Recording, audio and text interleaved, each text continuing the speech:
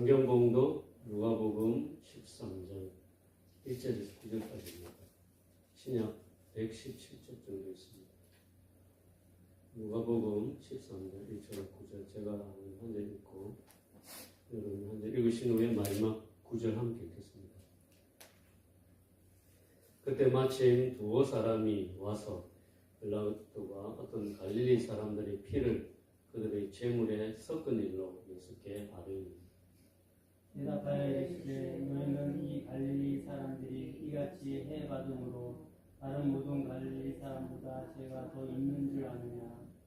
너희에게 이르노니 아니라 너희도 만일 회개하지 아니하면 다 이와 같이 망하리라.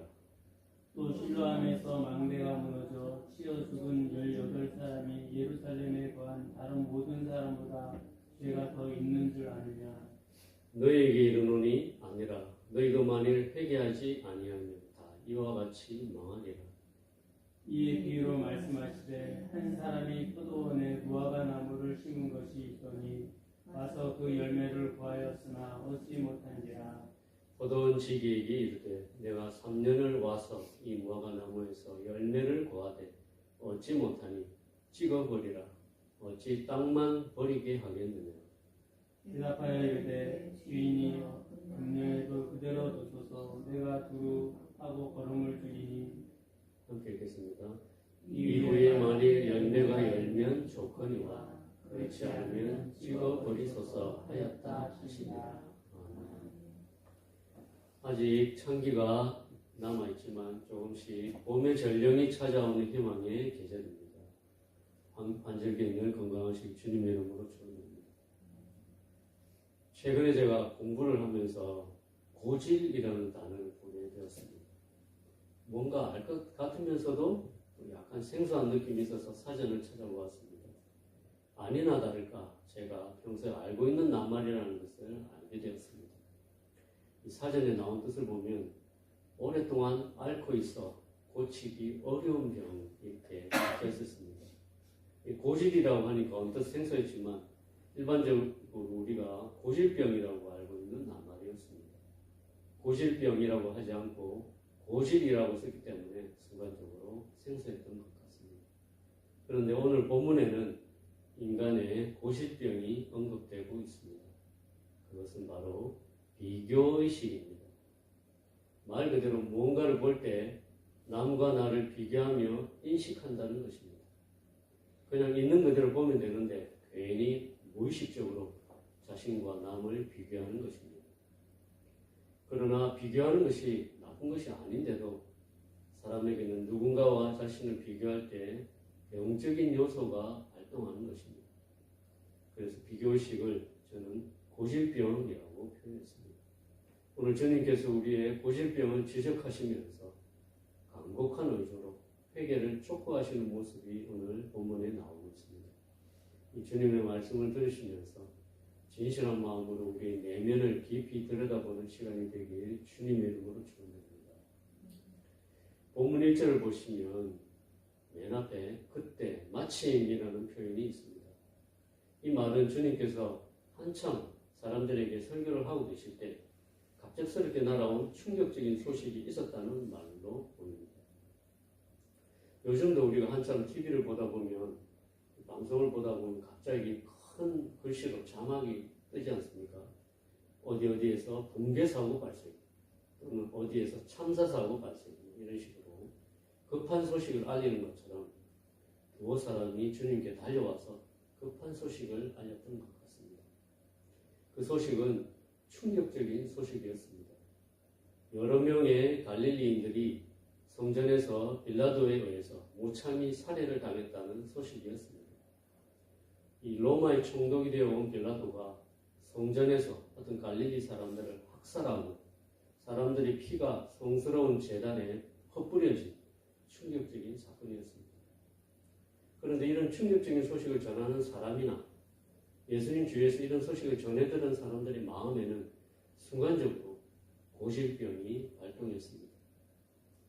그들은 다른 사람의 불행을 들으면서 무의식적으로 자신과 남을 비교했습니다. 그 당시 이스라엘 사람들은 이스라엘 변방에서 살아가는 갈릴리 사람들을 마음속으로 무시하는 마음이 있었습니다. 갈릴리는 변방이어서 외국과 교류가 많았고 그들의 풍습도 전통적인 이스라엘 사람들의 문화가 아닌 혼합된 문화였습니다.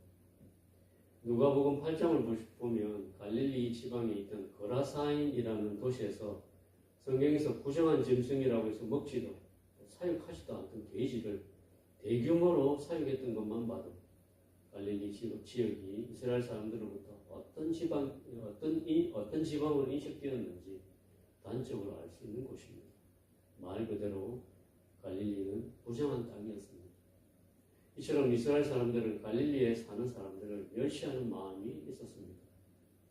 그래서 충격적인 사건의 소식을 들었을 때 그들은 자신들과 비교하면서 갈릴리 사람들은 빌라도에 의해서 하나님의 심판을 받았다고 생각했을 겁니다. 그리고 그들의 내면에서는 나는 그들처럼 심판받지 않았으니까 그들과 나는 다르다고 생각했을 겁니다. 갈릴리 사람들은 악하고 부정한데 학살을 당한 사람들은 더 큰 죄인이기 때문에 하나님이 심판한 것이라고 생각했습니다. 이러한 사람들의 고질병적인 심리 변화를 아신 주님께서 충격적인 소식을 접한 사람들에게 이런 해석을 주셨습니다. 빌라도에게 학살을 당했던 갈릴리 사람들이 학살을 당하지 않았던 갈릴리 사람들보다 죄가 더 많아서 심판받은 것이 아니니 학살을 당한 사람이나 학살을 당하지 않은 갈릴리 사람이나 다르지 않다고 하셨습니다. 그렇게 말씀하신 후에 재난과 죄의 관계에 관해서 또 다른 예를 제시하시면서 말씀을 이어가십니다.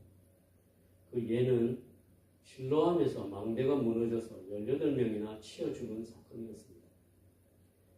실로암은 예루살렘으로 공급되는 물을 저장하는 저수지였습니다. 역사가들은 빌라도가 수로 공사를 하다가 그곳에서 일하는 사람들이 망대가 무너져 압사당한 것으로 추측합니다. 이런 불행하고 충격적인 사건을 들은 사람들은 압사당한 사람들을 억울하게 죽은 사람들이라고 여겼을 겁니다. 그런데 그러면서도 어떤 사람들은 마음속으로 죽은 사람들이 하나님의 심판을 받은 것이라고 생각하면서 남의 불행에 정죄의 칼날을 들이대며 판단하기도 했습니다. 이 사건에 대해서도 예수님은 해석을 주셨습니다. 너희들이 생각하는 하나님의 심판이 빌라도에 의해 학살을 당한 갈릴리 사람들에게만 해당하는 것이 아니라 실로암에서도 발생했다고 하시면서 지역적인 편견과 종교적인 편견을 책망하시고 너희도 회개하지 않으면 다 이와 같이 망하리라고 회개를 촉구하셨습니다.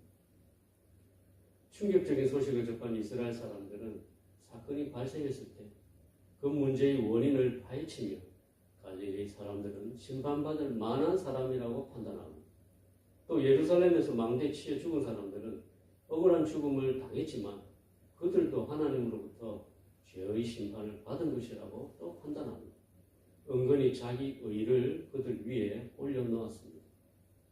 그리고 희생당한 사람에게 책임을 추궁하는 모습을 보인 것입니다. 그들은 빌라도에게 죽임을 당한 사람이나 또 그들의 죽음을 보면서 상대적으로 자기들의 죄 없음을 확인하려는 자신들이나 모두 동일한 죄인이라는 사실을 망각하고 있었던 것입니다. 그런 그들을 향하여 예수님은 남을 판단하고 정죄하기 전에 자신부터 회개해야 한다고 말씀하신 것입니다. 예수님은 사람이 끊임없이 남과 나를 비교하면서 자신에게 조금이라도 의로운 부분이 있으면 남을 무시하고 우월감을 가지고 또 조금이라도 남에게 부족한 부분이 자신에게 드러나면 남을 시기하고 열등감을 갖는 존재라는 것을 아셨습니다. 특히 사람이 불행한 여러 사건을 접할 때 스스로 재판자가 되어 판단하고 정죄하는 고질병을 가진 존재라는 것을 아셨습니다.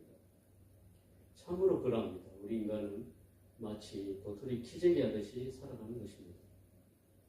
우리의 의는 다 더러운 옷과 같은데 누구의 옷이 더 흰지 비교하기 바쁘고 자신의 눈에 있는 들보는 보지 못하면서 예리하게 남의 눈에 있는 작은 티를 잡아내며 판단하기 좋아하는 존재인 것입니다.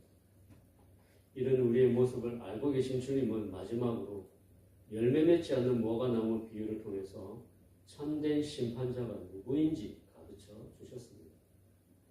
본문 6절부터 나오는 여호와에서 포도원 주인은 하나님, 무화과나무는 이스라엘 백성, 포도원 지기는 예수님을 상징하고 있습니다.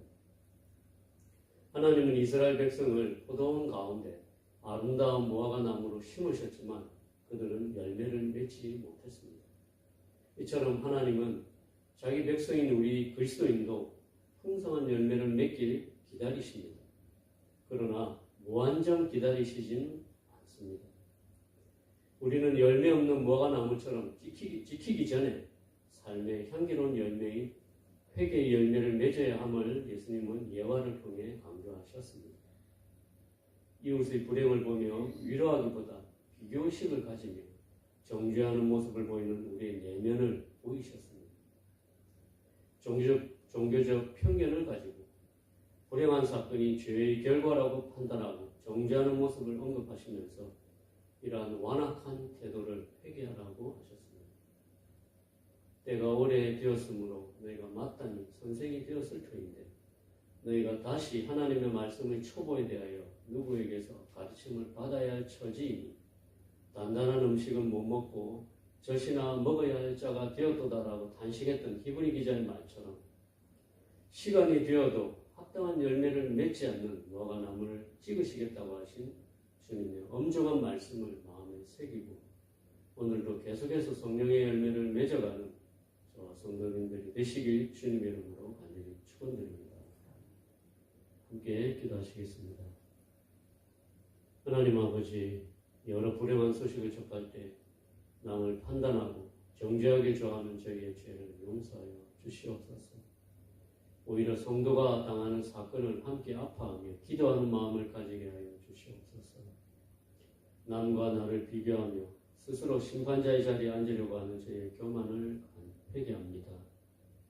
때가 되면 열매를 맺는 아름다운 무화과나무처럼 성령의 열매를 풍성히 맺기를 간절히 소원합니다. 예수님의 귀하신 이름으로 기도하였습니다. 아멘.